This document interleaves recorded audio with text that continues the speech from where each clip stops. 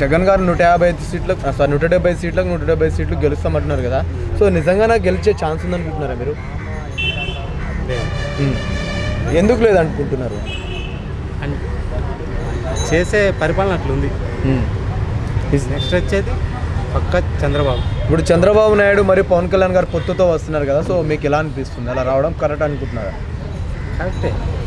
ఎవరు మంచి చేస్తారంటే వాళ్ళకి సపోర్ట్ ఇస్తుంది. జనసేన పవన్ కళ్యాణ్ బాబు వల్ల మంచి జరుగుతుంది అనుకుంటున్నారు కాబట్టి టీడీపీకి సపోర్ట్ ఇచ్చింది. అదే వైసీపీకి ఇవ్వచ్చు కదా. ఎందుకంటే జగన్ వల్ల అక్కడ లేదు. ఈ 4.5 సంవత్సరాల్లో ఆ ఉద్యోగ అవకాశాలు ఎలా ఉన్నాయనుకోవచ్చు నిరుద్యోగులు? ఇంతవరకు ఏమన్నా తీసిందా జాబ్స్ ఏమన్నా? ఇప్పటికి అట్లే ఉంది.